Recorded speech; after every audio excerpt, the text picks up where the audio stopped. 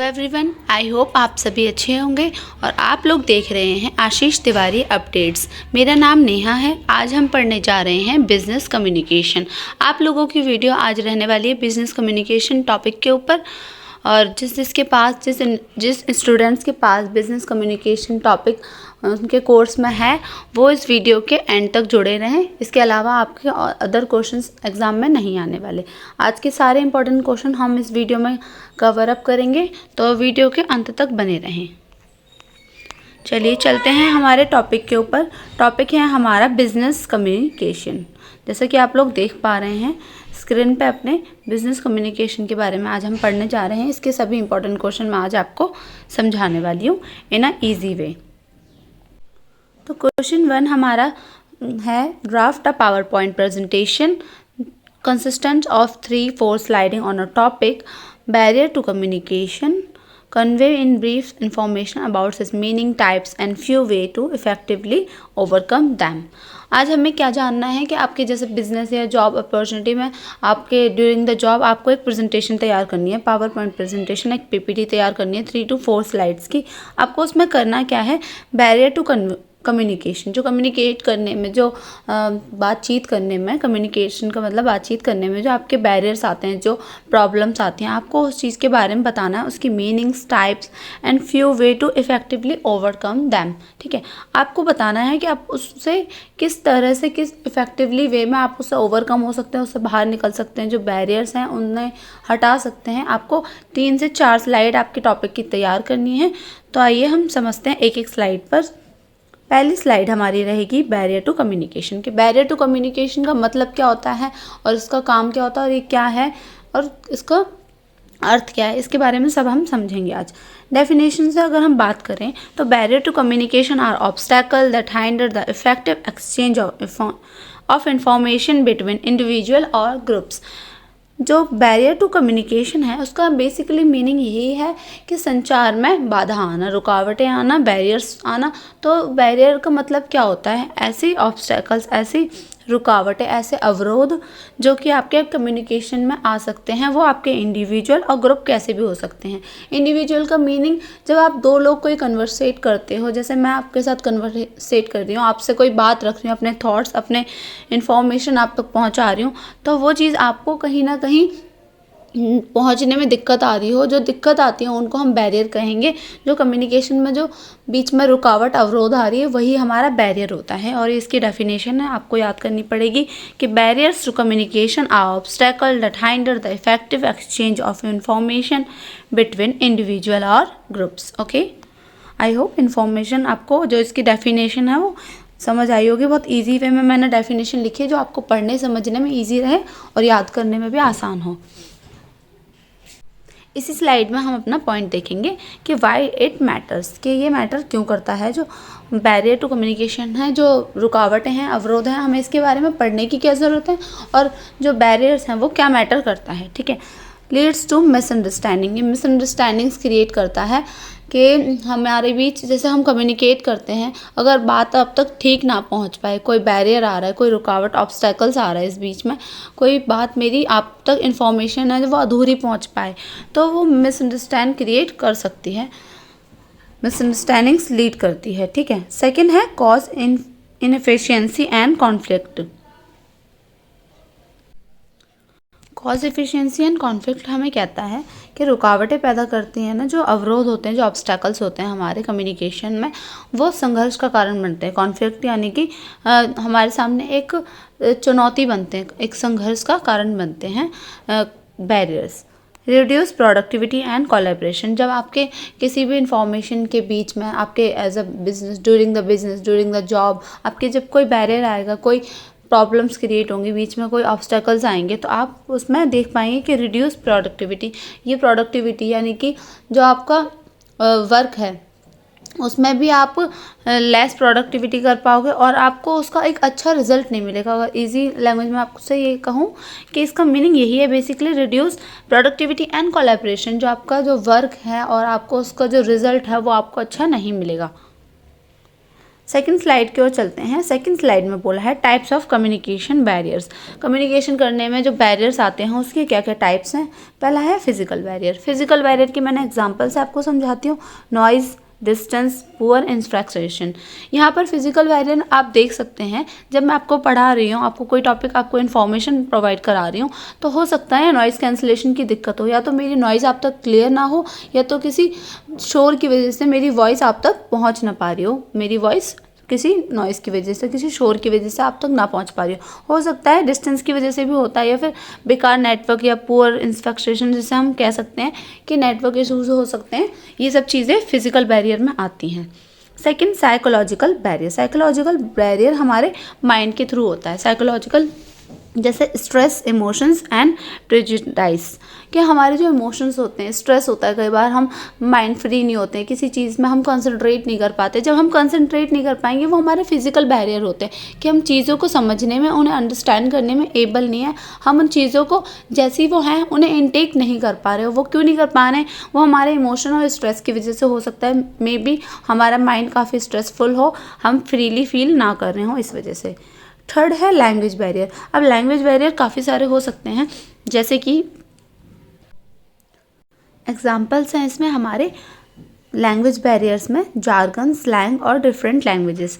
जैसे हमारे language barrier में यही आएगा बेसिकली कि जो हमारे बोल चाल का तरीका है, लाइक कम्युनिकेट करने का जो तरीका है, जो उसका वे ऑफ कम्युनिकेशन है, वो स्लैंग जिसे हम कहेंगे। और डिफरेंट लैंग्वेजेस, जैसे हम अभी इंग्लिश में इस टॉपिक को क्लियर कर रहे हैं, मे बी आपको हो सकता है इस टॉपिक को, इस PDF को, इस PPT को पढ़ने में प्रॉब्लम्स आ रही हो, बट मैं आपको ईजी वे में प्रोवाइड करा रही हूँ, आपको अपनी ईजी लैंग्वेज में ये आपको टॉपिक समझा रही हूँ, इसलिए क्योंकि आपको समझने में दिक्कत ना हो। तो यहाँ डिफरेंट लैंग्वेजेस का भी यूज़ हम कर सकते हैं।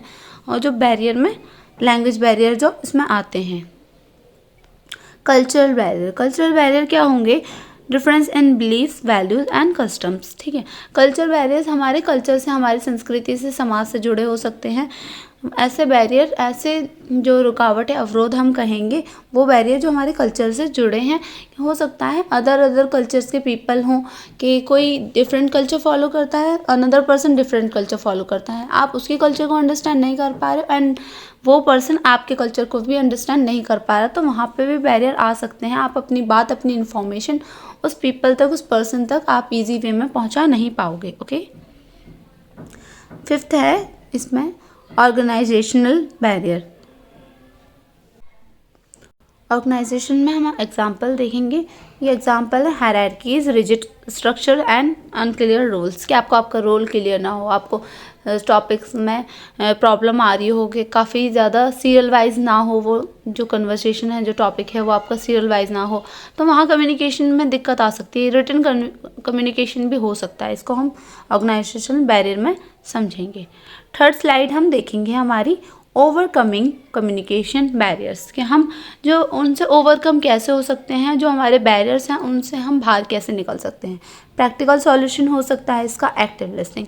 फर्स्ट ऑफ ऑल, जब हम कम्युनिकेट कर रहे हैं, मैं अपनी बात आप तक रख रही हूँ, यहाँ नॉइज़ कैंसिलेशन की कोई प्रॉब्लम नहीं है, या नेटवर्क इश्यूज़ नहीं है, यहाँ हमारे फिजिकल बैरियर नहीं दिख रहे हैं, तो यहाँ सबसे पहले रहेगा एक्टिव लिसनिंग, यानी कि साइकोलॉजिकल बैरियर। इसमें हम देखेंगे कि आपको एक्टिव लिसनर होना चाहिए। इसका सॉल्यूशन यही है कि आप अब अगर मेरी बात अच्छे से सुनोगे, समझोगे, तो मेरी चीज़ें जो मैं जो इन्फॉर्मेशन देना चाह रही हूँ वो आप तक ईजी वे में डिलीवर होगा, वो चीज़ें आप बहुत अच्छे से समझ पाओगे इफ़ आप एक्टिव लिसनिंग रखोगे। तो pay attention and confirm understanding, कि मेरी बातों की तरफ आप अपनी अटेंशन दें और कन्फर्म अंडरस्टैंडिंग, अपनी समझ को भी कन्फर्म करें। ठीक है, समझें।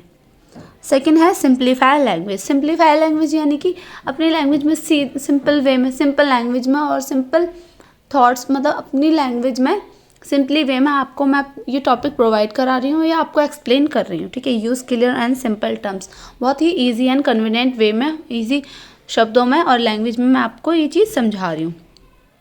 Non verbal communication. Non verbal communication हम देखेंगे लाइव क्लासेस या ऑफलाइन क्लासेस जो होती है ना, उसमें हम देख पाएंगे नॉन वर्बल कम्युनिकेशन हो सकता है।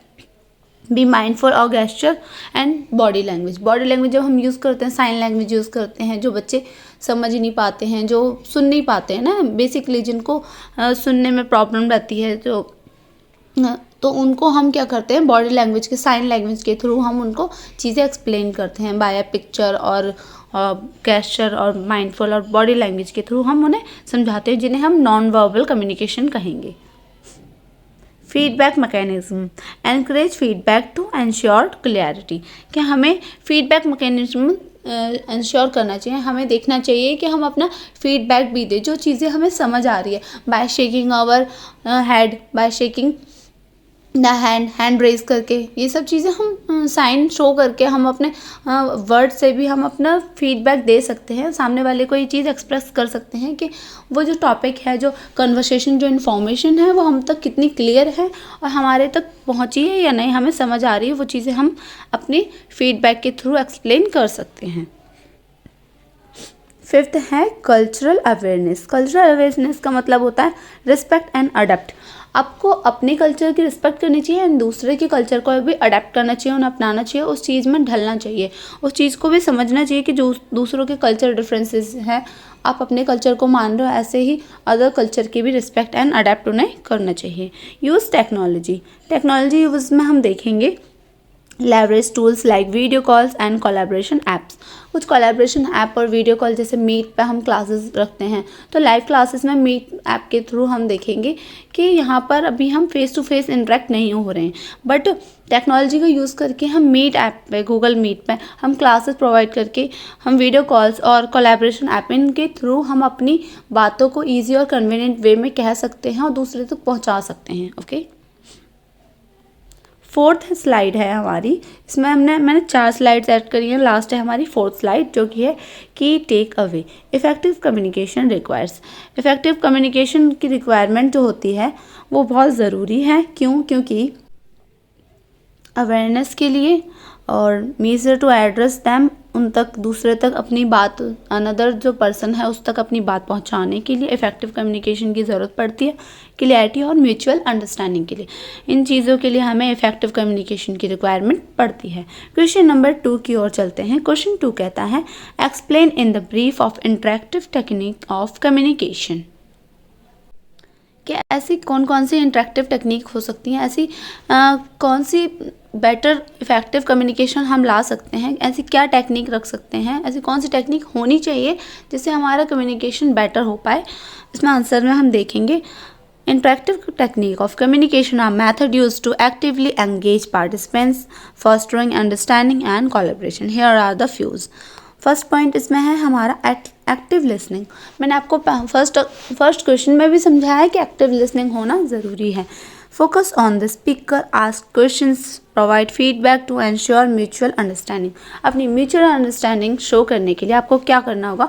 First of all active listener, आपको फोकस ऑन अ स्पीकर, जो बात कह रहा है, जो पर्सन अपनी बात बोल रहा है ऑन अ स्पीकर, ठीक है, तो आपको उसकी बातों को अंडरस्टैंड करना पड़ेगा, उस पर फोकस करना पड़ेगा, उसको समझने की कोशिश करनी पड़ेगी। Then ask some question, provide feedback also. आप मेरी बात समझ रहे हो, मैं कैसे पता कर पाऊँगा कि मेरी इन्फॉर्मेशन आप तक राइट वे में पहुँच पा रही है नहीं? पहले तो आप मेरी बातों को अच्छे से सुनेंगे कि जो टॉपिक चल रहा है वो किस बेस पर है, किस बिहाफ पर है, ठीक है। आप उस टॉपिक को समझेंगे और उसके बाद अगर आपकी कोई क्वेरी रहती है तो ask question also. You can ask any question to me, okay, and provide feedback. आप कमेंट सेक्शन में अपने फीडबैक भी दे सकते हैं, आप क्वेश्चन भी पूछ सकते हैं, आप अपना नेगेटिव और पॉजिटिव बोथ फीडबैक आप दे सकते हैं कि आपको ये क्लास कितनी इफेक्टिवली समझ आई है, और आप अपनी म्यूचुअल अंडरस्टैंडिंग उसमें शो कर सकते हैं। एक्टिव लिसनिंग में हमारा यही था।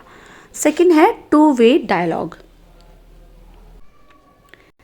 टू वे डायलॉग में हम देखेंगे encourage open conversation where both parties share and receive ideas equally. जो हमारे आइडियाज़, हमारे थॉट्स, हमारी इन्फॉर्मेशंस हैं वो इक्वली शेयर हो सके। वो इक्वली कैसे शेयर हो पाएगी? जब मैं अपनी बात कह रही हूँ और आप भी ओपन कन्वर्सेशन करके। ओपन कन्वर्सेशन कैसे होगी? Like on a WhatsApp chat और अ फ़ोन कॉल और वीडियो कॉल और मीट क्लास ऑल्सो, ठीक है, एक्सेट्रास। आप इन सब ऐप्स के थ्रू, जो ऐप्स हो गए, इन सब के थ्रू आप ओपन कन्वर्सेशन कर सकते हैं। टू वे डायलॉग इन्हें ही कहते हैं। यहाँ वन वे डायलॉग हो सकता है, वन साइडेड कम्युनिकेशन हो सकता है कि मैं अपनी बात रख रही हूँ, मुझे वहाँ से अभी फीडबैक नहीं मिला है, बट इफ़ आप you are completed the video and then give me any feedback, then मैं समझूंगी कि हाँ आपको वो चीज़ कितनी ज़्यादा ईजी वे में क्लियर है और कितना आपकी अंडरस्टैंडिंग उसमें क्लियर हो पाई है, आप तक वो बात पहुँच पाई है, तब मैं उसे इफेक्टिव कम्युनिकेशन मानूंगी। टू वे डायलॉग में उसे समझूंगी। बट ओपन कन्वर्सेशन आती है टू वे डायलॉग में, जहाँ दोनों पार्टीज यानी दोनों पर्सन, सामने वाला पर्सन और दूसरा जो सुन रहा है वो पर्सन, दोनों, एक इस साइड और अनदर साइड, वो दोनों पर्सन अपनी बातें, अपने आइडियाज़, अपने थॉट्स इक्वली शेयर कर पाएँ और दूसरे के भी थॉट्स रिसीव कर पाएँ, उसे ही टू वे डायलॉग कहेंगे। क्वेश्चनिंग में हम देखेंगे use open ended and problem questions to gather more information and clarify details.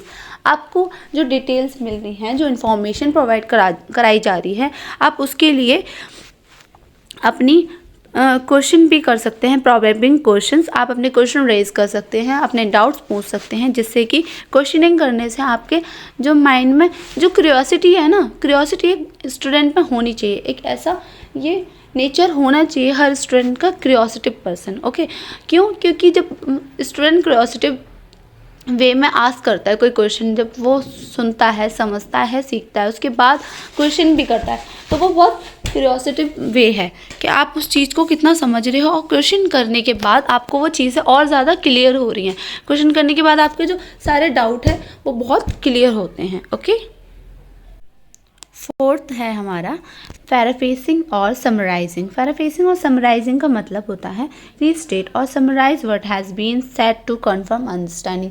जो बात कही गई है, जो कंफर्म की गई है, अंडरस्टैंडिंग बताई गई है, जो चीज़ें एक्सप्लेन की गई हैं, ठीक है, उसमें अपनी अंडरस्टैंडिंग शो करना और उस चीज़ को समराइज़ करना, उस चीज़ को ब्रीफ वे में एक्सप्लेन करना। फिफ्थ पॉइंट में हम बात करेंगे फीडबैक एक्सचेंज की, जो कि कहता है offer constructive feedback and invite response to improve communication effectiveness. कि हम कम्युनिकेशन इफेक्टिवनेस कैसे इम्प्रूव कर सकते हैं, जो कि अपने फीडबैक को रिसीव करके एंड दूसरे को उस चीज़ का रिस्पॉन्स करके, इनवाइट रिस्पॉन्सेज ऑल्सो, कि अपना रिस्पॉन्स भी दे करके, कि जब हमारे पास पॉजिटिव फीडबैक आते हैं तब हम उन चीज़ को थैंक यू और प्लेजर फील करते हैं, उसको अप्रिशिएट करते हैं, उसको पॉजिटिव फीडबैक देते हैं। जब हमारे पास नेगेटिव फीडबैक आते हैं, कोई क्वेरी या डाउट आता है किसी स्टूडेंट का इन अ कमेंट सेक्शन, तो हम उस चीज़ का भी रिस्पॉन्स करते हैं कि वो चीज़ें आपकी क्लियरिफाई कर दी जाएंगी और उन क्वेश्चन को हम एक्सप्लेन करने का ट्राई करते हैं, तो उसे ही कहते हैं feedback exchange. Non verbal communication हमने अभी ऊपर जाना था कि फेशियल एक्सप्रेशन के through use gesture, eye contact to reinforce the verbal communication. जब वर्बल कम्युनिकेशन करी जाती है, जो टू वे में होती है बेसिकली, उसमें हम देखेंगे वो non verbal communication. Non verbal communication जो होती है वो आई कॉन्टैक्ट के थ्रू होती है, फेशियल एक्सप्रेशन के थ्रू होती है, गेस्चर यूज़ कर सकते हैं, हम अपने इमोशंस शेयर कर सकते हैं, कैसे? नॉन वर्बली वे में, in a by using a picture और बाय यूजिंग और hand movement, face expression, all of them. Okay, story telling का मतलब है शेयर एग्जाम्पल और narratives to make message relatable and memorable. कि हम देखेंगे कि हम जब एग्जाम्पल शेयर करते हैं, मैसेजेस डिलीवर करते हैं, किस चीज़ को, स्टोरीज़ को, जब कोई स्टोरी प्रोवाइड करते हैं, स्टोरी शेयर करते हैं, मैसेज को काफ़ी रिलेटेबल और मेमोरेबल बनाने के लिए, कि वो चीज़ें ज़्यादा अंडरस्टैंडिंग हो और इफेक्टिव वे में कम्युनिकेशन हो पाए। Use of visual aids. 8 point use of visual aids, जो कि कहता है incorporate charts, diagram, multimedia to enhance understanding और एंगेजमेंट। जब हम कोई पीपीटी जो प्रेजेंटेशन रेडी करते हैं, तो उसमें हम क्या कर सकते हैं? इनकॉर्पोरेट चार्ट्स, डायग्राम्स और मल्टीमीडिया टू एनहेंस अंडरस्टैंडिंग, कि हम डायग्राम्स और चार्ट्स का यूज़ कर सकते हैं अपने अंडरस्टैंडिंग को एनहेंस और एंगेज करने के लिए, ठीक है। तो यही सब था कि interactive technique ensure that communication clear, collaboration and meaningful. जब कम्युनिकेशन बहुत क्लियर और मीनिंगफुल कोलैबोरेटिव वे में होगा, कैसे? इंटरेक्टिव टेक्निक्स के थ्रू। क्वेश्चन थर्ड की अगर हम बात करें, क्वेश्चन थर्ड हमारा कहता है your company wants to set up a new factory in periphery of Delhi, prepare a facility report on behalf of your company. आपको अपनी कंपनी के बिहाफ पर जो एक wants to setup a new factory, एक न्यू फैक्ट्री सेटअप करने जा रहा है पेरीफेरी ऑफ दिल्ली, तो आपको उसके बिहाफ पर फैसिलिटी यानी कि हम कहेंगे एक्सीलेंट और अ गुड रिपोर्ट, ठीक है। आपको एक उसके बिहाफ पर एक एक्सीलेंट रिपोर्ट रेडी करनी है। तो आपकी जो रिपोर्ट रहेगी वो कैसे रहने वाली है, आपको first of all title heading डालनी है जो क्वेश्चन में पूछी गई है। प्रिपेयर बाय, यहाँ पर आप अपनी कंपनी का नेम, डेट इंसर्ट कर सकते हैं, जिस दिन आपने वो रिपोर्ट रेडी करी है उस दिन का आप डेट मेंशन करेंगे। ओके, नाउ हम यूज़ करेंगे एग्जीक्यूटिव समरी। फर्स्ट पॉइंट हमारा रहेगा एग्जीक्यूटिव समरी, जिसका मीनिंग बेसिकली है this reports evaluates the feasibility of establishing a new factory of a periphery of Delhi।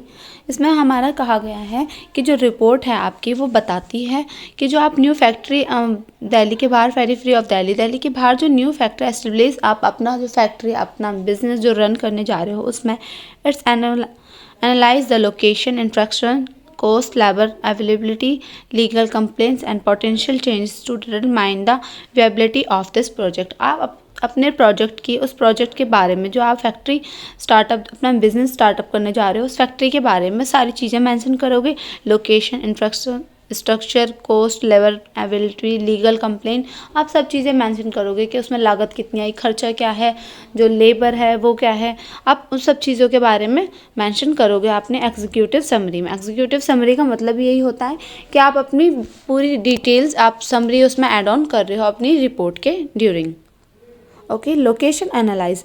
Location analyse में हम देखेंगे proximity to Delhi. Proximity to Delhi का मतलब हम कहेंगे कि दिल्ली के नियर बाय, प्रॉक्सिमिटी का मतलब नियर बाय, यानी कि the location offers logistical advantages due to this proximity to Delhi, ensuring easy access to market, suppliers and distributors. कि हम ये चीज़ें इंश्योर करेंगे, जिन चीज़ों का ध्यान रखेंगे कि easy access to markets, market से इजी एक्सेस हो सके, नियर बाय हो सके, और सप्लायर्स एंड डिस्ट्रीब्यूटर्स, जो सप्लाई एंड डिस्ट्रीब्यूटर्स हैं, हम उन चीज़ों को भी इंश्योर करेंगे कि जो हमारी न्यू लोकेशन है, न्यू लोकेशन एनालाइज कर रहे हैं हम, वो दिल्ली के नियर बाय रहे।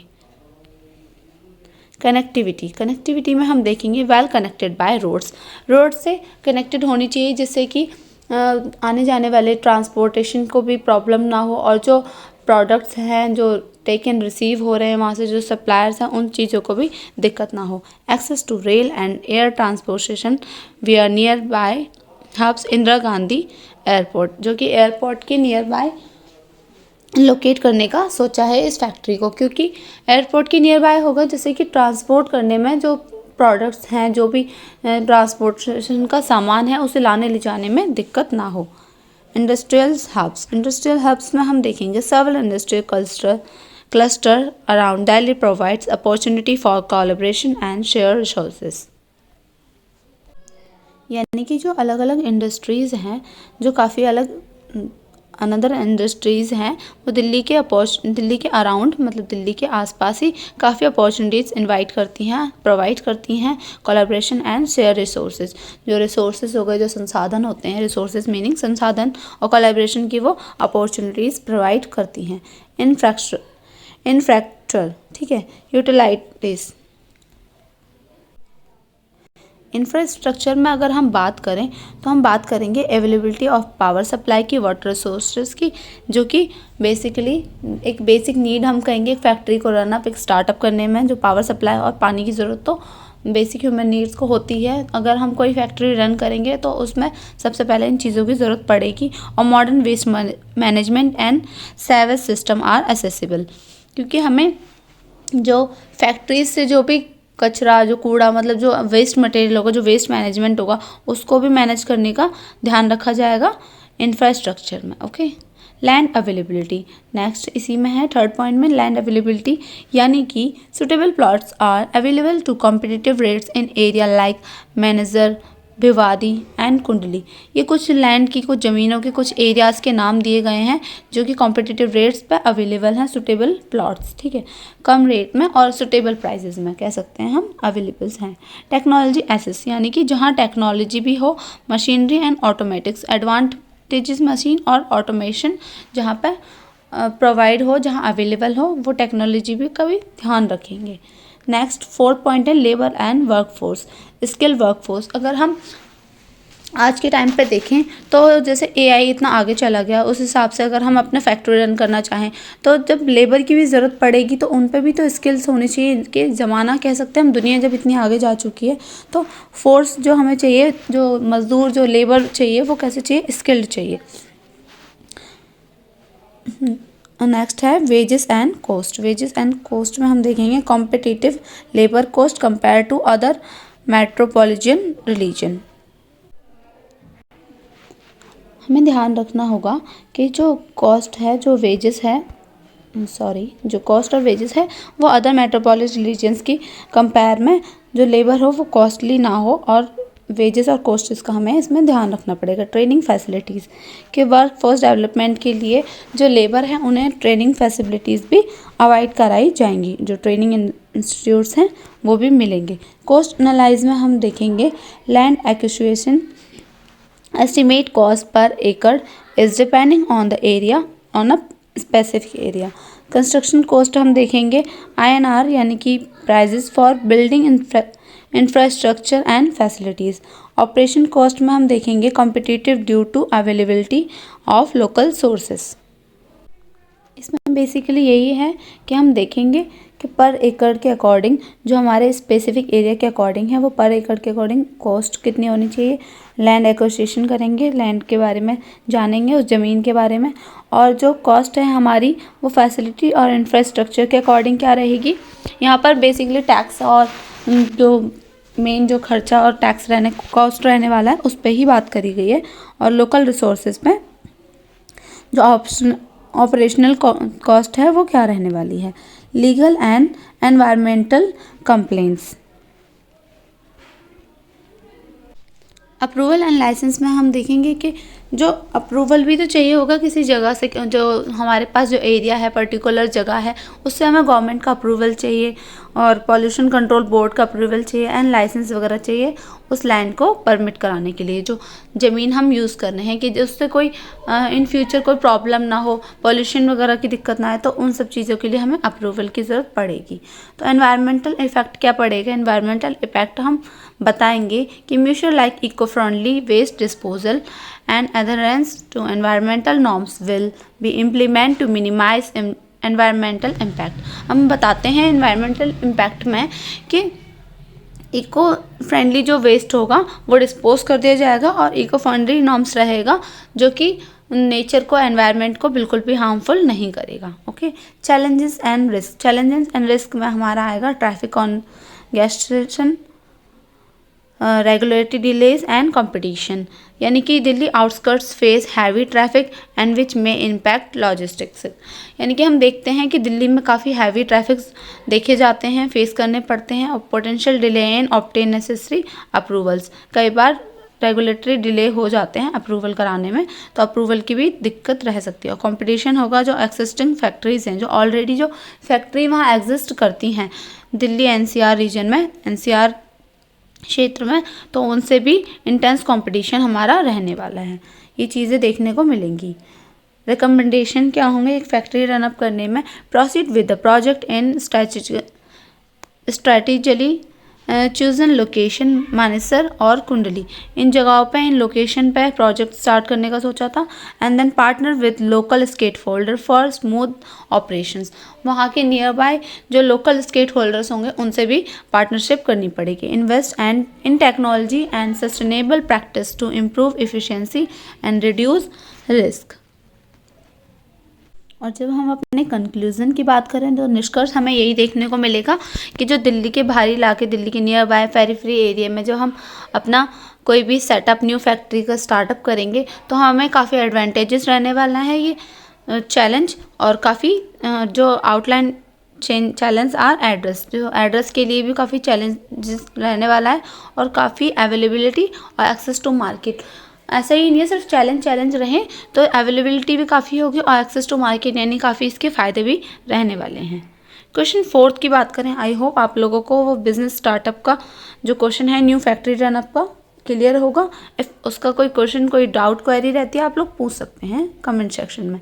क्वेश्चन 4 की बात करें, why are group discussion better than individual discussion, कि ग्रुप डिस्कशन क्यों बेटर होते हैं इंडिविजुअल डिसीजन के कंपैरिजन में। ठीक है, तो पहली बात करते हैं हम इंडिविजुअल डिसीजन। इंडिविजुअल डिसीजन एक पर्टिकुलर पर्सन का रह सकता है कि उसके थॉट्स, उसके पॉइंट ऑफ व्यू और उसका एडवांटेजेस और डिसएडवांटेजेस, वो जिस अपने पॉइंट ऑफ व्यू जिस पर्पस से कहेगा वो एक इंडिविजुअल वे में होगा, वो अपनी बातें रखेगा, सिर्फ अपनी ही थॉट्स, अपने पॉइंट ऑफ व्यू शेयर करेगा। बट जो ग्रुप डिस्कशन होता है वो कई लोगों में हो सकता है। Group discussion basically 4 to 5 members हो सकते हैं एक ग्रुप में, और उसमें सभी स्टूडेंट्स का या सभी मेंबर्स का अगर हम बात करें कि ग्रुप डिस्कशन जो मेंबर्स में हो रहा है वो सभी मेंबर्स का अपना अलग अलग पर्सपेक्टिव, अलग अलग पॉइंट ऑफ व्यू रहेगा, जिससे कि उसे काफ़ी इफ़ेक्टिव बना सकता है। काफ़ी प्रॉब्लम्स जो अगर आती हैं उन 4-5 ग्रुप मेंबर के बीच में, काफ़ी कुछ कंक्लूजन नहीं निकलता, किसी चीज़ की प्रॉब्लम्स आती हैं, सॉल्यूशन नहीं निकलता, तो हो सकता है वो काफ़ी इफेक्टिव रह सकता है। अगर एक के पास सॉल्यूशन नहीं है तो दूसरा उस चीज़ का सॉल्यूशन प्रोवाइड कर पाएगा। ठीक है, कि हर एक के पास अपनी अलग अलग स्किल्स होती हैं, सबके पास सेम स्किल नहीं होती, तो वो काफ़ी इफेक्टिव रहने वाला है। तो इसमें हम देखेंगे group decision can better than individual decision because they incorporate a diversity of perspective, skills and experience। मैंने बताया ना, अलग अलग डाइवर्सिटी ऑफ पर्सपेक्टिव, उनका पर्सपेक्टिव अलग अलग रहेगा, स्किल्स अलग अलग हो सकती है और एक्सपीरियंस उन सबका अलग हो सकता है। तो फर्स्ट पॉइंट हम देखेंगे डाइवर्स पर्सपेक्टिव। डाइवर्स पर्सपेक्टिव का मतलब क्या है? Group bring together people with different backgrounds, knowledge and view points. This diversity can lead to more creative, well rounded solution. कि जो पीपल्स हैं, जो ग्रुप मेंबर्स हैं, वो काफ़ी अलग अलग बैकग्राउंड से हो सकते हैं, उनकी जो नॉलेज है वो अलग हो सकती है, उनका व्यू पॉइंट, उनका नज़रिया, उनका पॉइंट ऑफ व्यू वो काफ़ी अलग हो सकता है, जिससे कि वो काफ़ी क्रिएटिव और वेल राउंडेड सॉल्यूशन दे सकते हैं, काफ़ी अच्छे और क्रिएटिव सॉल्यूशन दे सकते हैं। डाइवर्स पर्सपेक्टिव का मतलब यही है।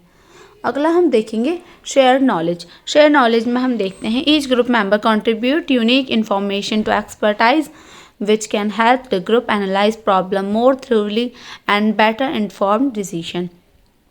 कि काफ़ी नॉलेज शेयर कर सकते हैं, जो ग्रुप मेंबर हैं अपने अपना कंट्रीब्यूट देते हैं, वो अपने जो यूनिक इन्फॉर्मेशन प्रोवाइड करते हैं, सब अपने अपने, क्योंकि एक्सपर्टाइज होते हैं। ठीक है, अपनी अपनी जो इन्फॉर्मेशन, अपना क्रिएटिविटी शो करते हैं, यहाँ पे अपनी इन्फॉर्मेशन डिस्ट्रीब्यूट, कंट्रीब्यूट करते हैं। ठीक है, और एनालाइज करते हैं प्रॉब्लम को, और then better inform decision provide करते हैं, बहुत अच्छे उसमें डिसीजन देखने को मिलते हैं। क्रिटिकल थिंकिंग से हम सब जानते हैं कि group discussions often involve debate and scrutiny which can help identify flaws in a reason और potential risk that an individual might overlook.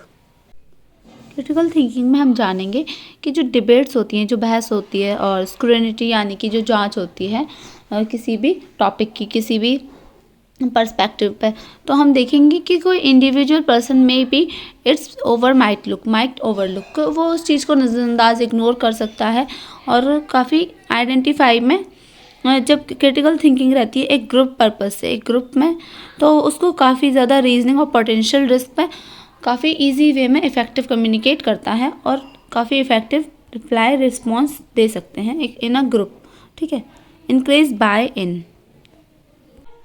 इसमें 4th पॉइंट में बेसिकली यही मीनिंग है, जब कोई ग्रुप एक डिसीजन लेता है, अपना डिसीजन मेकिंग प्रोसेस करता है, तो कई लोग उस चीज़ को feel the ownership of the decision, काफ़ी उसको एक लीडरशिप के वे में लेते हैं, उसको काफ़ी इफेक्टिव बनाने के लिए उस चीज़ को लीडिंग करते हैं, उन डिसीजन को लीडिंग करते हैं टू बेटर कमिटमेंट, अपना बेस्ट देने के लिए। जो ग्रुप मेंबर्स होते हैं वो अपने आप को एक एज अ ऑनरशिप और एज अ लीडिंग प्रेजेंस करते हैं अपनी चीज़ों को, अपने ग्रुप डिसीजन मेकिंग को बेटर बनाने के लिए। रिड्यूस बायस में group are contract individual bias through collective input and decision leading to more balance decision. Leading to more balance decision यानी कि बैलेंस डिसीजन लेने में रिड्यूस बायस यानी कि डिफ्रेंशिएशन को ख़त्म करता है बैलेंस डिसीजन लेने में।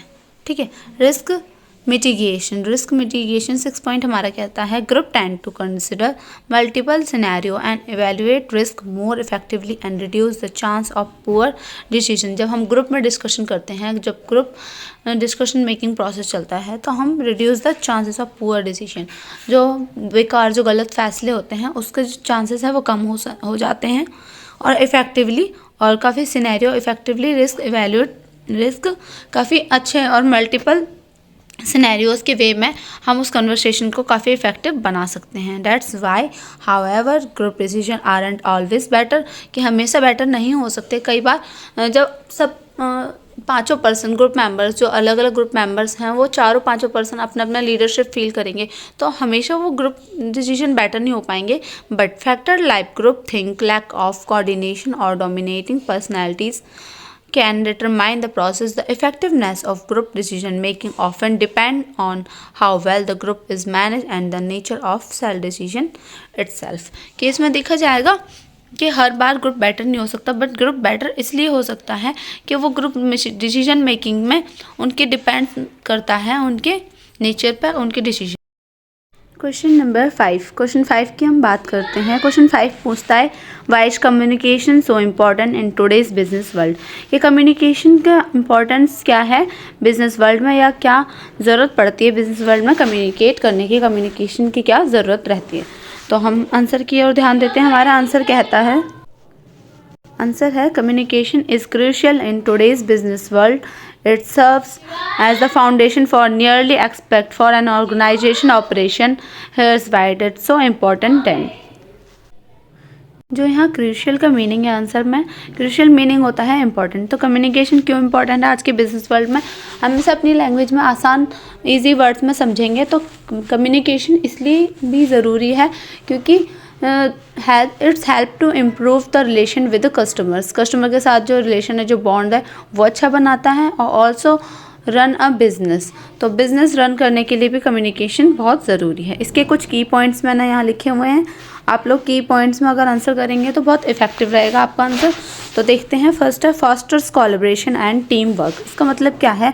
Clear communication ensure employees, teams, departments can work together effectively.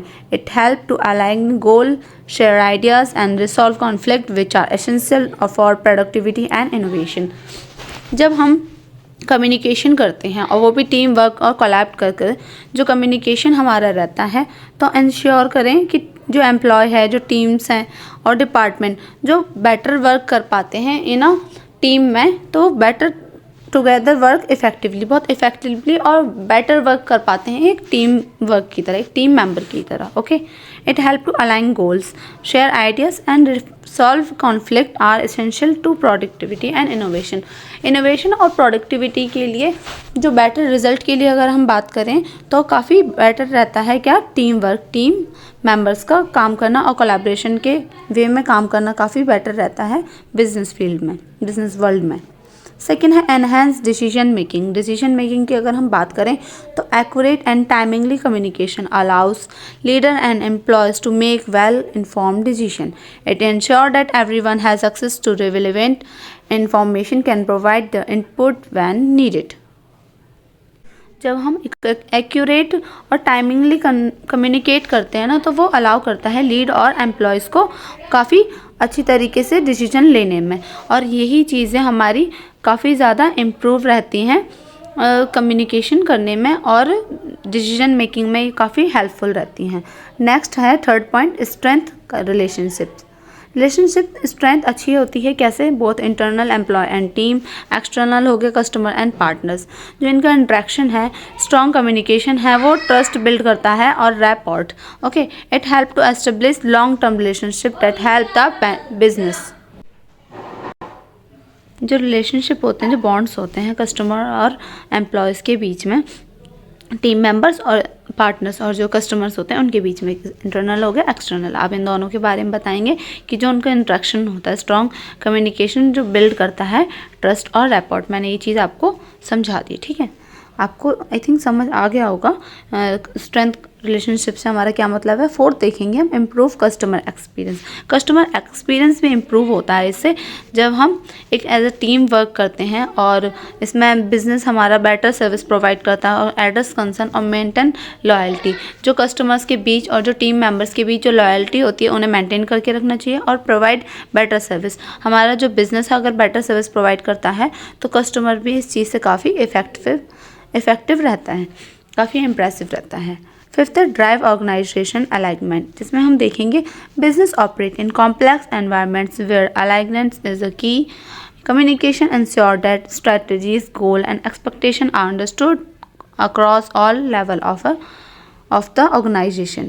कोई एक ऑर्गेनाइजेशन होता है तो उसमें कम्युनिकेशन ये चीज़ें इंश्योर करता है, स्ट्रेटजी, हमारे गोल, एक्सपेक्टेशन, ये सभी चीज़ें और लेवल, जो सभी लेवल्स हैं और लेवल्स वो ऑर्गेनाइजेशन उसमें इंश्योर करता है, मानकर चलता है कि कम्युनिकेशन इन चीज़ों में इम्प्रूव करने में हेल्पफुल रहेगा। सिक्स्थ है adaptation to globalisation and technology. अगर टेक्नोलॉजी और ग्लोबलाइजेशन की बात करें तो स्ट्रॉन्ग कम्युनिकेशन स्किल्स होनी चाहिए to effect the business also. Okay. 7 है manage change effectively. Manage change effectively में हम समझेंगे कि introducing new policy, launches product और responding to crisis communication help to manage change smoothly.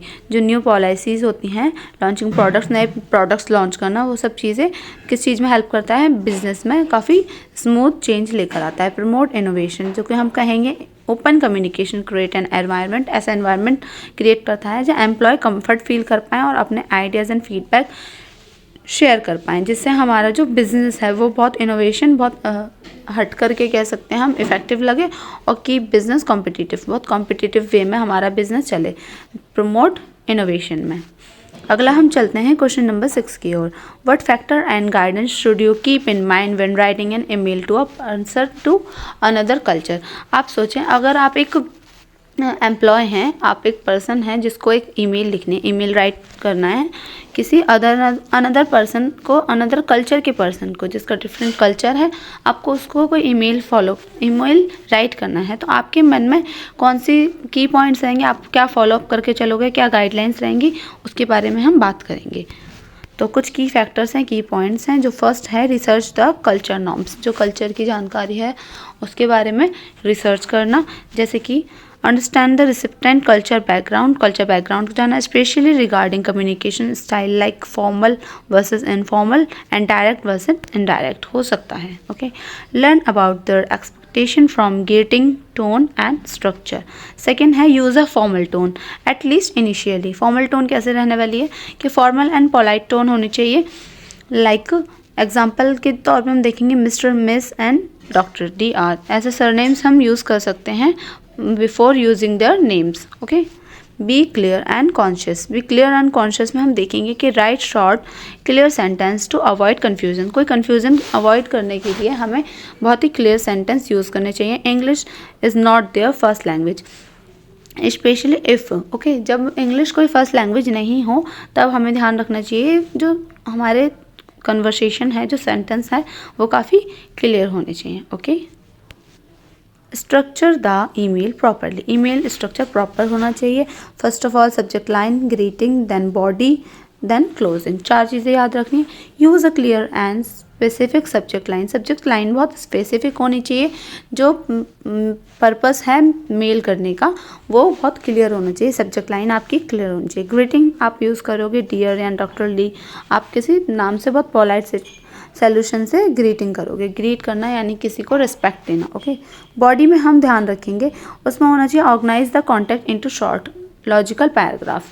जो पैराग्राफ्स आपके रहेंगे वो लॉजिकल रहने चाहिए, इनफॉर्मल वे में नहीं होना चाहिए। ज़्यादातर हो सके तो आप फॉर्मल वे यूज़ करेंगे मेल का, जो ईमेल जो आप लिख रहे हो उसकी बॉडी यूज़ करने के लिए, उसका जो टॉपिक है उसके जो पैराग्राफ्स हैं उसके लिए। क्लोजिंग आप कैसे करेंगे, बहुत आप पोलाइट क्लोजिंग करेंगे, काइंडली रिगार्ड्स और सिंसियरली जैसे वर्ड्स यूज़ करके आप ध्यान रखेंगे कि ईमेल प्रॉपरली होना चाहिए। फिफ्थ है अवॉइड कंजप्शन अजम्पशंस। ओके। आपको अजम्पशन अवॉइड करना है, लाइक कल्चरल रेफरेंस और ह्यूमर और एक्सपीरियंसेस को अवॉइड करना है। डोंट अज्यूम फैमिलियरिटी, कि आप उनसे इनफॉर्मल वे में टॉक नहीं कर सकते, आप थोड़ा उनसे फॉर्मल वे में ही टॉक करेंगे। बी माइंडफुल और हायरार्की एंड अथॉरिटी। 6 पॉइंट हमारा कहता है in some culture communication in hierarchical, so may you need to acknowledge the reception position and authority more expectedly। Okay, कि हमें ये चीज़ें ध्यान में रखनी पड़ेंगी कि काफ़ी कल्चर्स में ऐसा होता है कि जो कम्युनिकेशन इज़ हायरार्की, तो आपको इस चीज़ की नॉलेज होनी चाहिए। जो अनदर पर्सन है डिफरेंट कल्चर से, जो वो डिफरेंट कल्चर से जो बैकग्राउंड से है, डिफरेंट बैकग्राउंड से जो है अनदर पर्सन, उसके रिसेप्शन पोजीशन और उसके बैकग्राउंड को आपको ध्यान में रख करके ही, अथॉरिटी को ध्यान में रख करके आपको मेल लिखना पड़ेगा। 7 है कंसिडर लैंग्वेज प्रोफिशिएंसी। आपको ध्यान रखना होगा कि reception is not fluent in your language, कि जिस लैंग्वेज में आप बात कर रहे हैं हो नहीं सकता कि अगर वो उस लैंग्वेज में फ्लुएंट ना हो। Then keep them email simple and avoid jargon और technical term unless necessary. Offer clarification और ट्रांसलेट इफ़ अप्रोप्रिएट। अगर ज़रूरत पड़े तो आप क्लैरिफिकेशन और ट्रांसलेशंस इसमें ऐड ऑन कर सकते हैं। ओके, अगला है शो रिस्पेक्ट एंड कॉर्टेसी। आपको देखना पड़ेगा, ये ध्यान में रखना होगा, जो अदर कल्चर के पीपल हैं उन्हें बहुत रिस्पेक्टफुली डील करना पड़ेगा। और if you are scheduling a meeting, ask about their preference for timing rather than imposing your own। अपना टाइमिंग बताने से अच्छा उनका टाइम और उनकी रिस्पेक्ट भी मैटर करेगा, उस टाइम आप उस चीज़ को भी मैटर दोगे। Be culturally sensitive with humour and tone.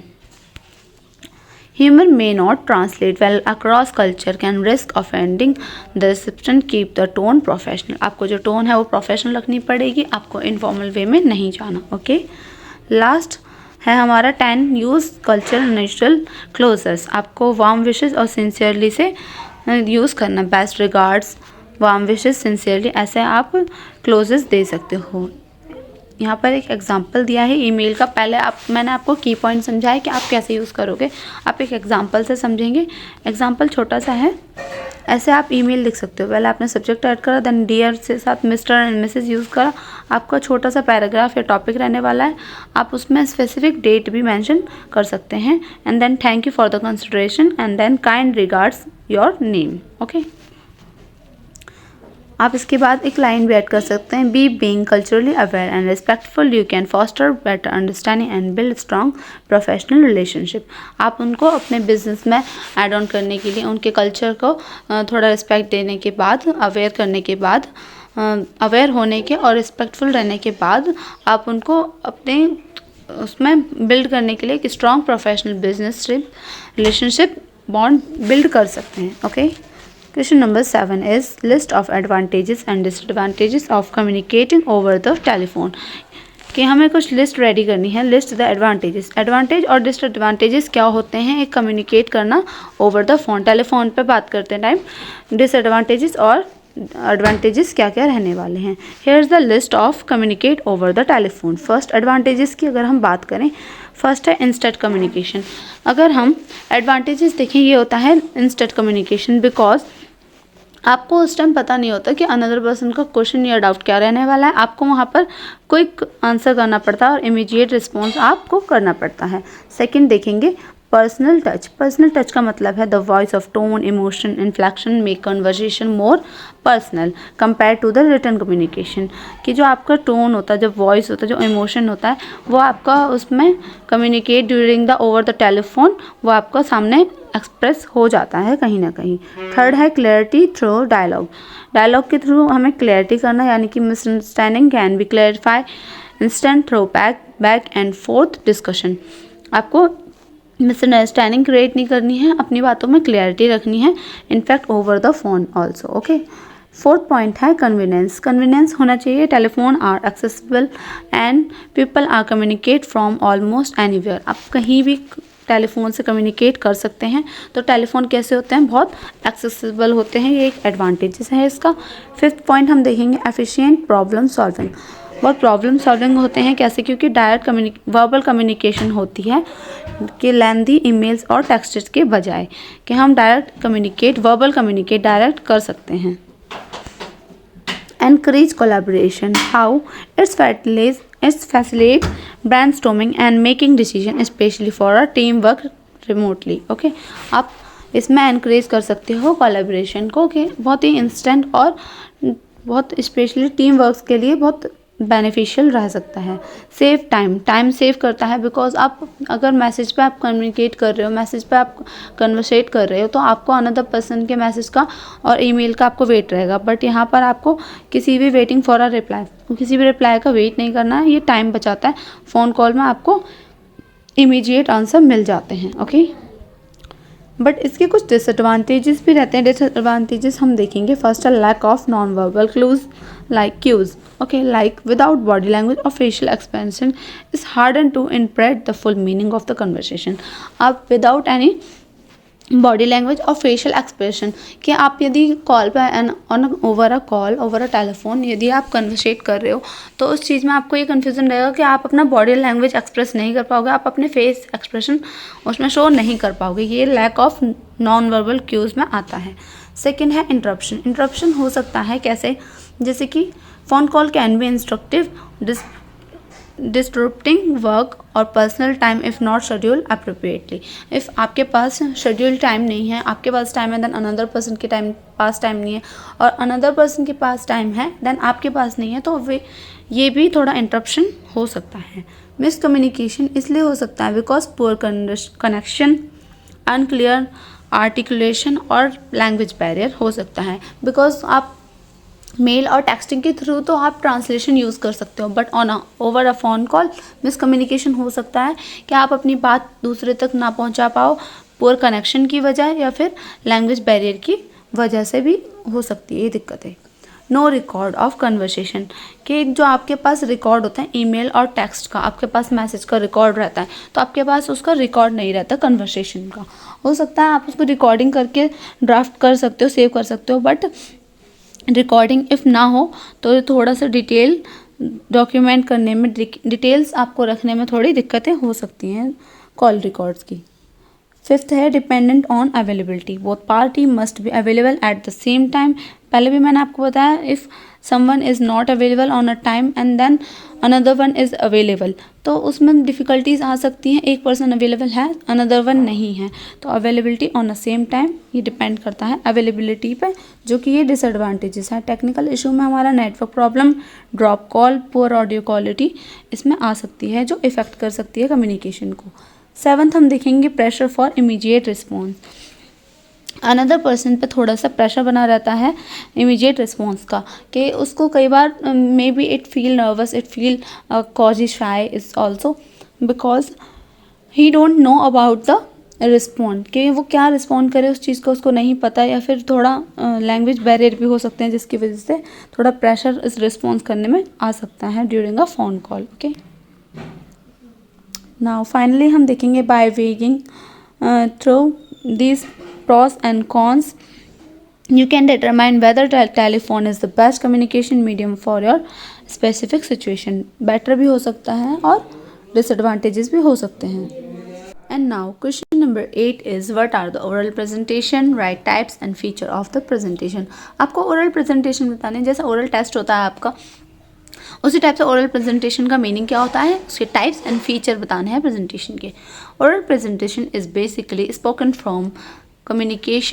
form of communication where a speaker deliver information, ideas or message to the audience. It is often used in education, professional and public setting to inform, persuade and entertain. ठीक है. Oral presentation से हम क्या समझेंगे? Oral presentation का मतलब यही होता है कि एक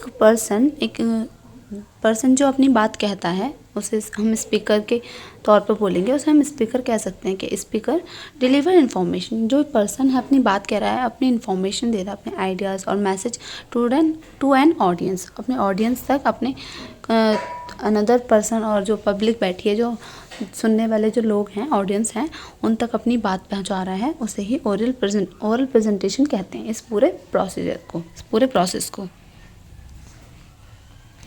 ओरल प्रेजेंटेशन के हम टाइप देखेंगे. इन्फॉर्मेटिव हो सकती है. इन्फॉर्मेटिव कैसे होगी?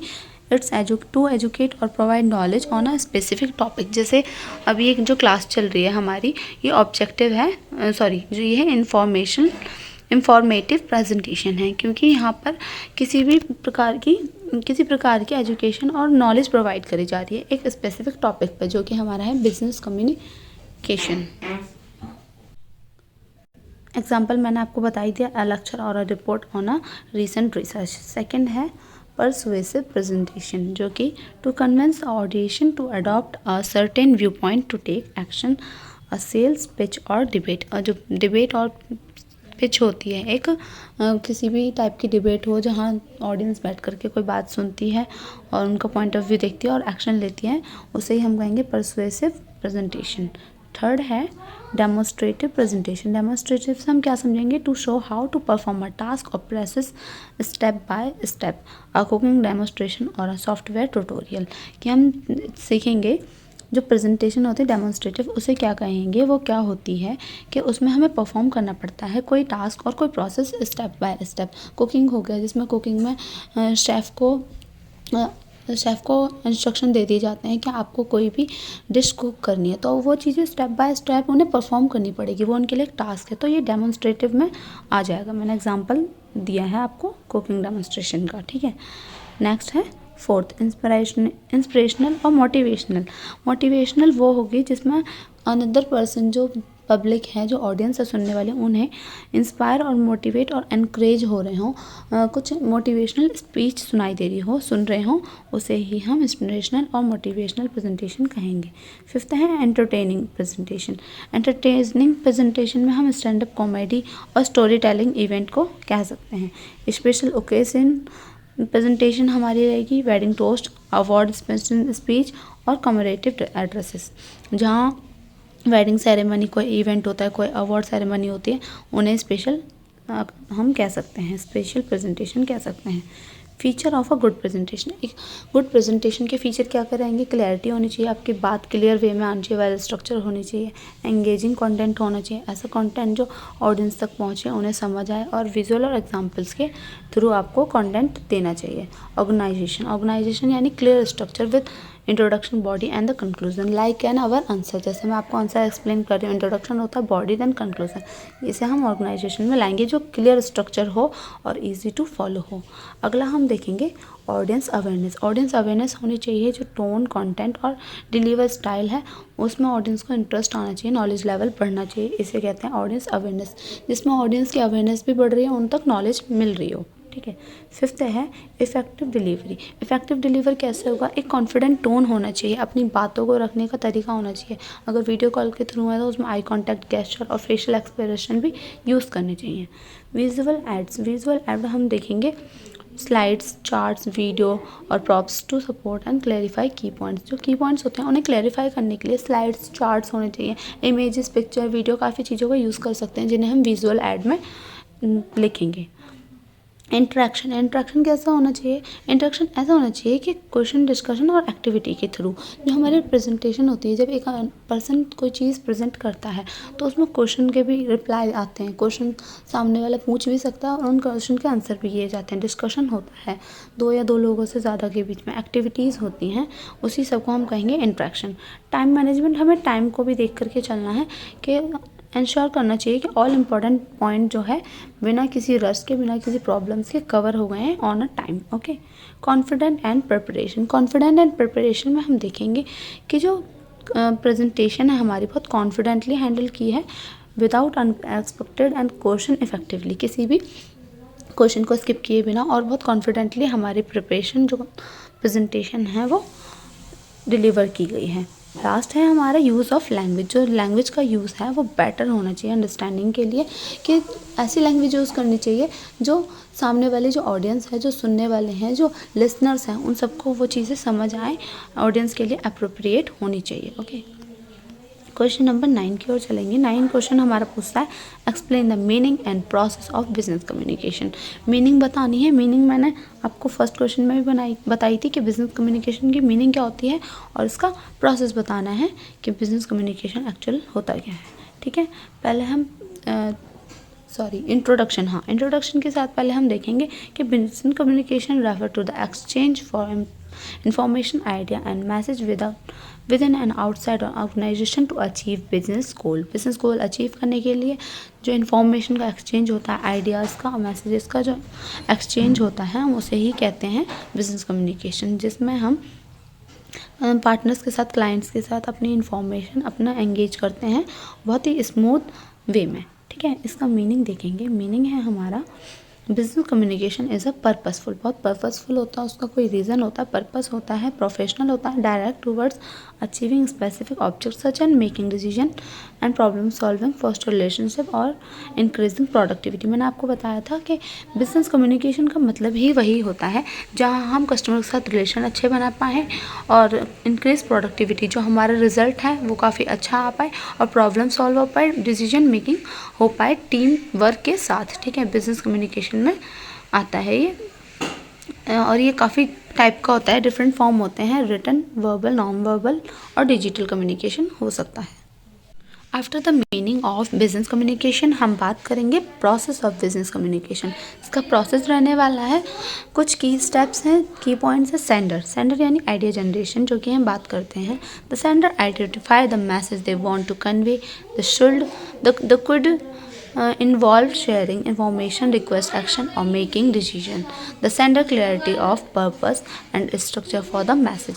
जो सेंडर होता है, जिसने अपनी बात रखी है, जो डिलीवर करी है अपनी बात को, वो बहुत कन्वेंट वे में होनी चाहिए, और जो इन्फॉर्मेशन है, जो रिक्वेस्टिंग एक्शन और डिसीजन मेकिंग है, वो बहुत ही ज़्यादा इन्वॉल्व होनी चाहिए, बहुत कन्वेंट वे में होनी चाहिए, क्लियरिटी होनी चाहिए बातों में सेंडर की। ठीक है, दैन सेकेंड देखेंगे एनकोडिंग। एनकोडिंग का मतलब क्या है कि किसी भी फॉर्म में हो सकती है, spoken words with written document, chart और प्रेजेंटेशन। जैसे कि ये क्लास हमारी चल रही है, वो स्पोकन वर्ड्स के फॉर्म में भी है, रिटन डॉक्यूमेंट जो आपको पीपीटी नज़र आ रही है, चार्ट्स, और हम कह सकते हैं प्रेजेंटेशन के फॉर्म में है। एनकोड करना, एनकोड यानी कि अपनी बात को, जो सेंडर की जो थॉट्स हैं, जो इन्फॉर्मेशन है, उसको ऑडियंस तक पहुंचाना। ठीक है, लाइक इन ईमेल, मीटिंग और memo.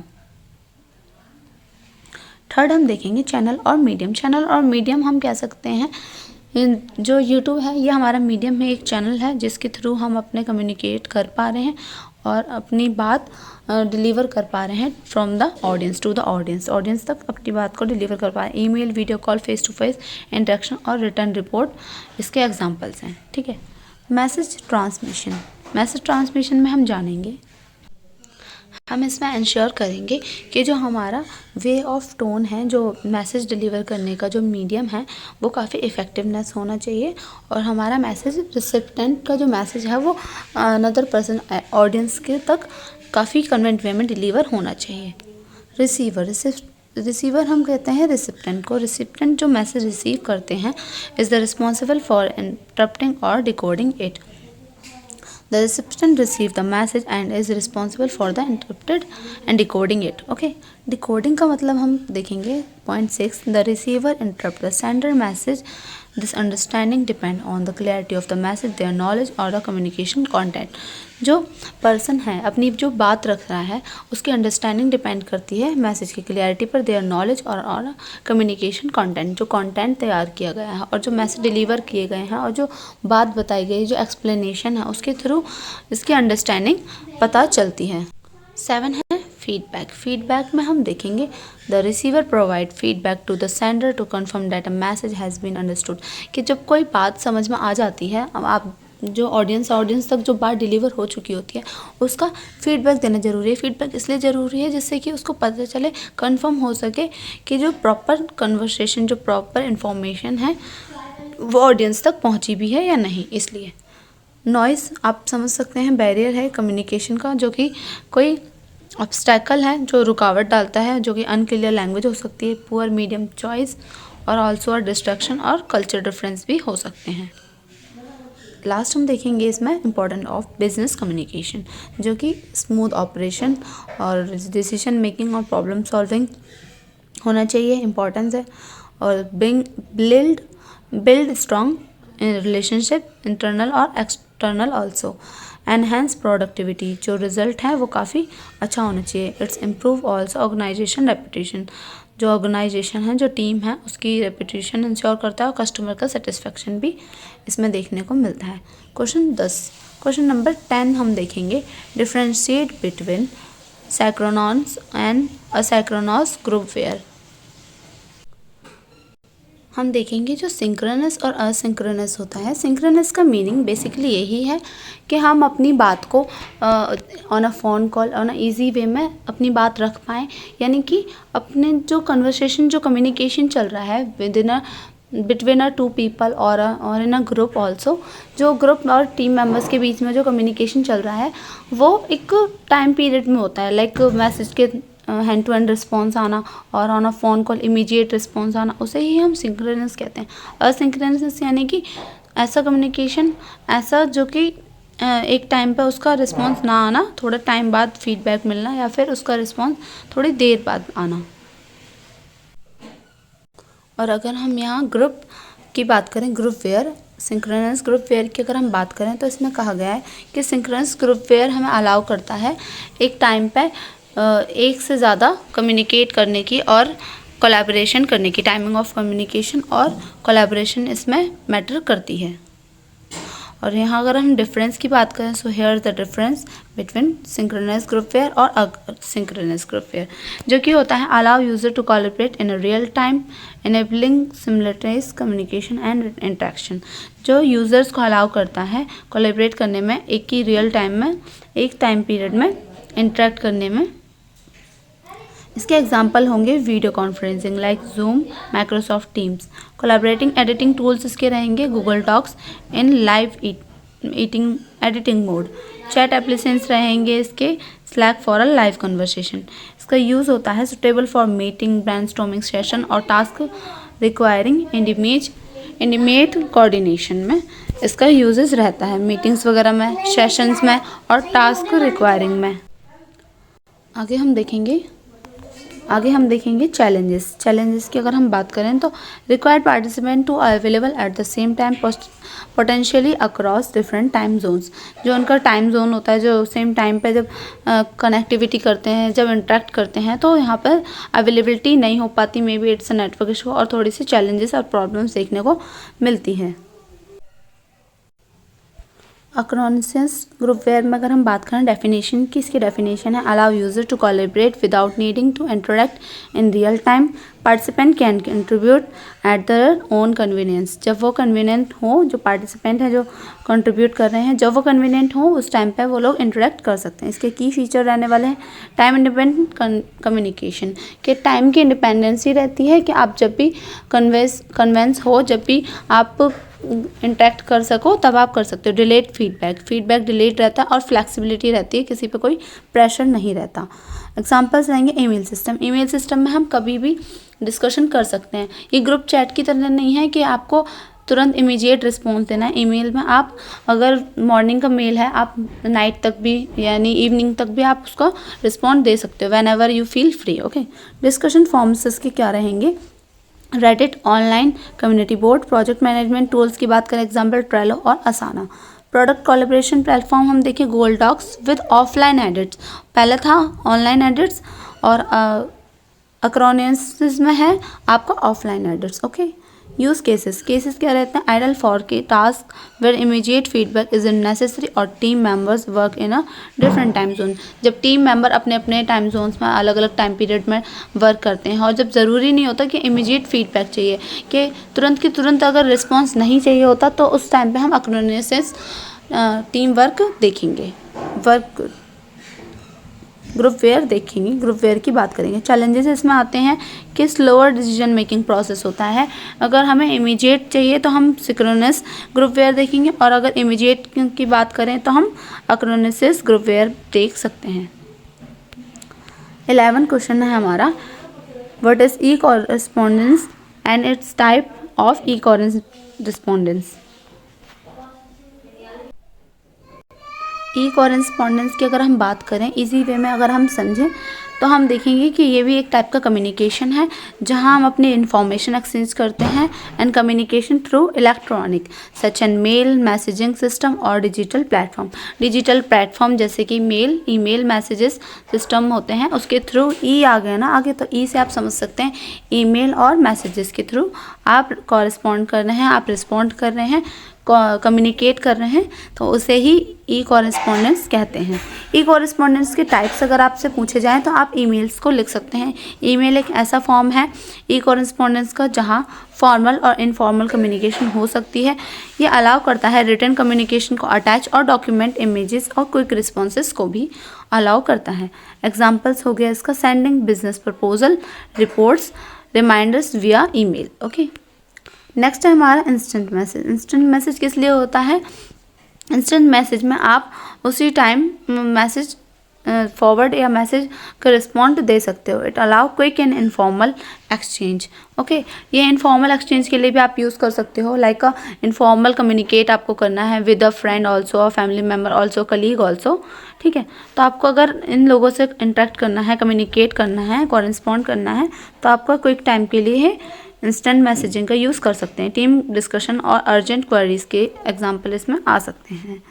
Online forums and discussion boards, जिसमें platform where use can post question answer and idea, share idea in a more public experience manner common in support system and communities.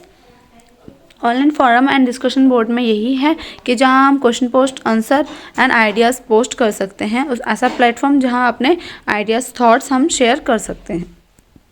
Video conferencing में आप लोग समझ गए होंगे Google meet और zoom like जो होते हैं ऐप्स जिनमें आप फेस टू फेस कम्युनिकेशन कर सकते हो, विजुअल कम्युनिकेशन कर सकते हो। ये बिजनेस मीटिंग, क्लाइंट प्रेजेंटेशन और टीम रिपोर्ट, टीम कोलैबोरेशन के लिए हेल्पफुल रहते हैं। सोशल मीडिया मैसेजिंग हो गया लिंक्डइन, फेसबुक, ट्विटर, जहां आप कम्युनिकेट कर सकते हो डायरेक्टली विद द इंडिविजुअल और बिजनेस। एक इंडिविजुअल से भी डायरेक्ट मैसेज आप कर सकते हो, कम्युनिकेट कर सकते हो, ऑल्सो विद द क्लाइंट और देयर सोशल मीडिया और their business team. Okay, sixth है हमारा एसएमएस का मतलब है शॉर्ट मैसेज सर्विस का मतलब हम देखेंगे it's also for a mobile phone for short informal communication.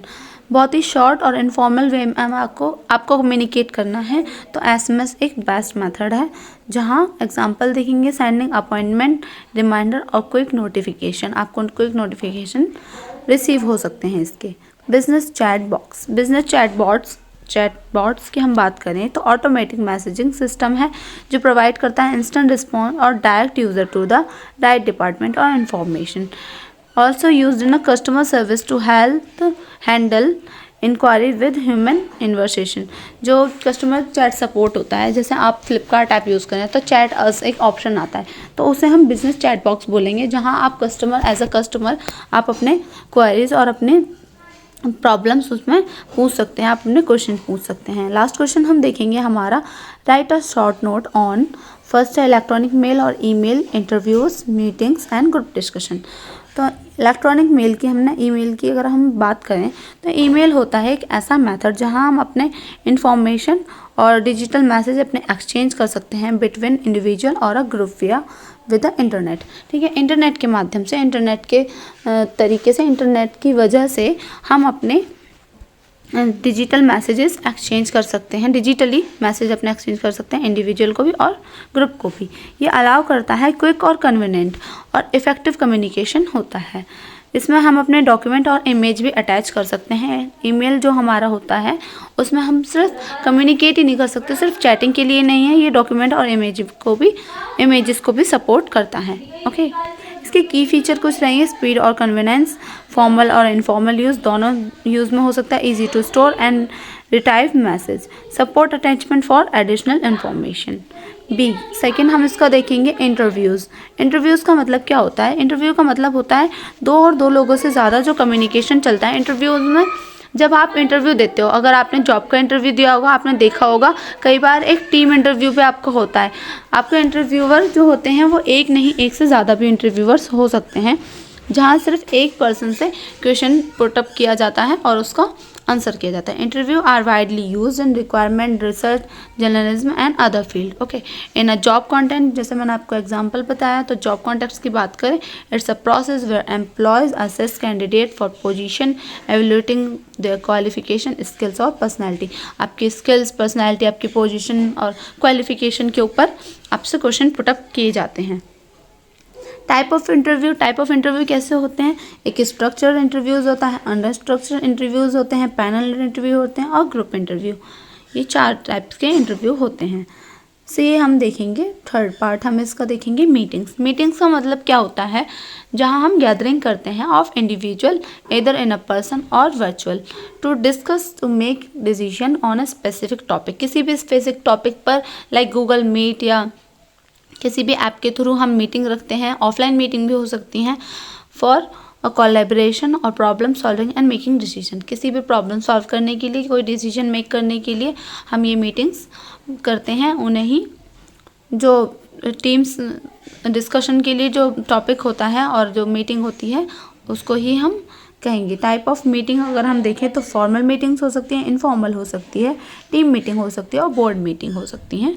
4 types की मीटिंग्स यहाँ पर हैं। तो इसका एलिमेंट्स क्या होते हैं for a successful meeting? Agenda clear agenda होता है। एक्टिव पार्टिसिपेशन, जब मीटिंग होती है तो एक्टिव पार्टिसिपेशन होना बहुत ज़रूरी है सभी लोगों का। डिफाइन ऑब्जेक्टिव एंड आउटकम्स, उसके जो आउटकम निकल कर आते हैं, जो उसकी कमियां अच्छाइयाँ जो निकल कर आती हैं, रिजल्ट निकल कर आता है, आउटकम्स आते हैं, वो इसी में डिफाइन होते हैं एक सक्सेसफुल मीटिंग के एलिमेंट्स में। 4th हम देखेंगे, लास्ट हमारा है ग्रुप डिस्कशन की अगर हम बात करें तो ग्रुप डिस्कशन आपने इतने सारे क्वेश्चंस को पढ़ने के बाद बहुत इजीली समझ आया होगा। अपनी लैंग्वेज में आप इसको लिख पाएंगे कि ग्रुप डिस्कशन क्या होता है। उसमें हम कम्युनिकेट कर पाते हैं, प्रॉब्लम सॉल्विंग और एक टीम वर्क स्किल होती है, जिसमें आप किसी भी टॉपिक पर और किसी प्रॉब्लम पर अपने आइडियाज़, अपने ओपिनियन और सॉल्यूशन दे सकते हैं। की फीचर्स अगर हम इसके देखें, participant share views and ideas. मैंने आपको बताया ना, जो पार्टिसिपेंट होते हैं, जो टीम मेंबर्स होते हैं, वो अपना व्यू और अपना पॉइंट ऑफ व्यू, आइडियाज़ अपने शेयर कर सकते हैं। एम्फासाइजिंग कोलैबोरेशन एंड इफेक्टिव कम्युनिकेशन में हेल्प रहती है। Used for assessing leadership, team work और क्रिटिकल थिंकिंग स्किल्स भी इसमें रहती हैं। टिप्स फॉर सक्सेसफुल पार्टिसिपेशन, एक टिप्स देना चाहूँगी थोड़ी सी सक्सेसफुल पार्टिसिपेशन के लिए। उसमें होता है कि स्टे ऑन टॉपिक, आपको हमेशा अपने टॉपिक पर रहना है।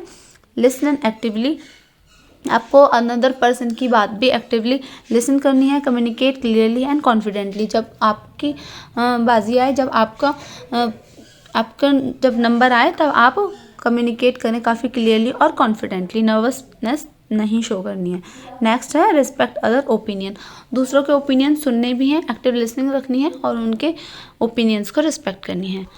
और ये क्वेश्चन इसी के साथ ख़त्म होता है। मिलते हैं हमारी अगली वीडियो के साथ। लास्ट तक वीडियो के जुड़े रहने के लिए थैंक यू। आई होप इस वीडियो में आपको क्वेश्चन 12 तक सारे क्वेश्चन समझ आए होंगे, क्लियर होंगे। और इसका अगर आपको PDF चाहिए तो वो हमारे टेलीग्राम चैनल पर मिल जाएगा। And at the end, thank you all.